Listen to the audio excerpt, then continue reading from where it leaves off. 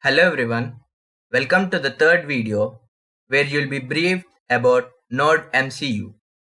NodeMCU came way after Arduino, but it is better than Arduino in many terms.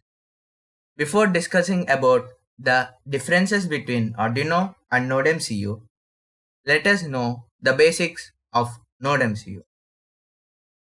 If you can see in the first GIF, a LED is blinking.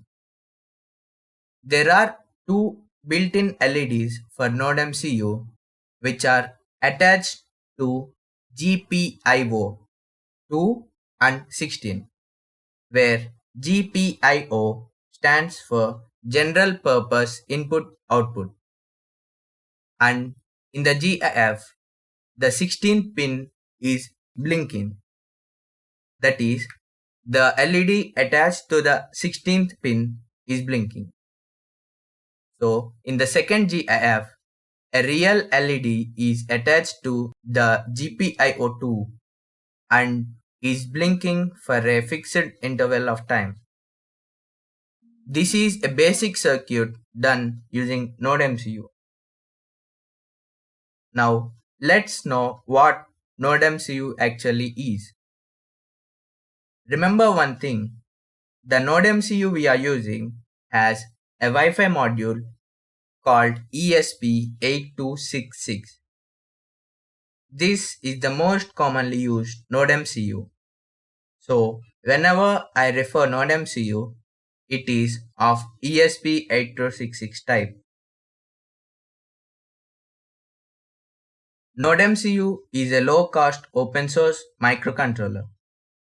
As discussed before regarding two different voltages, NodeMCU is operated at 3.3 volt.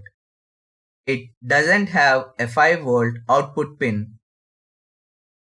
Also coming to memory, it has 32 KB RAM, 80 KB DRAM and 200 KB flash memory. We can say that Arduino can be replaced by NodeMCU in many areas. Now let us see the pin diagram of NodeMCU.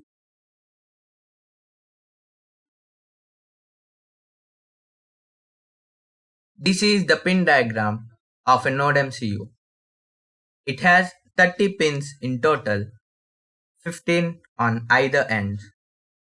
Coming from the top left, it is the only analog GPIO pin present in NodeMCU. If you recall, there are 6 analog GPIO pins in Arduino. So this is the major disadvantage of NodeMCU when compared to Arduino. Coming down, there are GPIO pins and MOSI and MISO pins, etc., which are used in protocols like SPI. There is a ground, a voltage and V-in pins, which we generally use. On the right side, you can see two 3.3 volt pins and two ground pins, and rest all are GPIO pins. It is always recommended to use a pin diagram for NodeMCU because these GPIO pins are not in an order. However, in Arduino, everything will be clear. Now let us discuss where can NodeMCU be placed in the IoT World Forum reference model. For detailed pin description, I'll show you a table. You can pause the video and take a screenshot.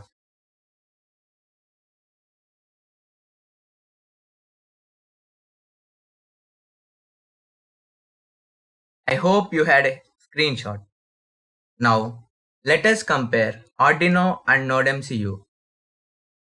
Keeping away all the differences like the cost, number of pins, size, etc., I concentrated on the top 5 points which are essential for everyone to remember. The first thing is the input power. It is of 5 volt for Arduino and 3.3 volt for NodeMCU. The second thing There are 14 GPIO pins only for Arduino Uno, that is digital pins only and not analog pins. And there are 16 GPIO pins for NodeMCU. There are 6 analog pins for Arduino and there is only one analog pin for NodeMCU. This is the only point where Arduino beats NodeMCU. Coming to the Wi-Fi, we cannot connect Arduino directly to Wi-Fi, that is the internet. We need another thing to connect an Arduino to the internet. Whereas NodeMCU has an ESP8266 module using which we can connect NodeMCU to the internet. And finally, there are 6 different PWM pins, that is pulse width modulation pins for Arduino, whereas we can use 9 pins as PWM pins for NodeMCU.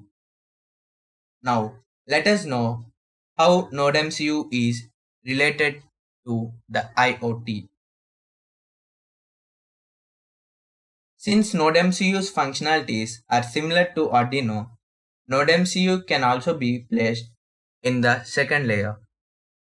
We can sense surroundings using sensors and transform the data to the internet.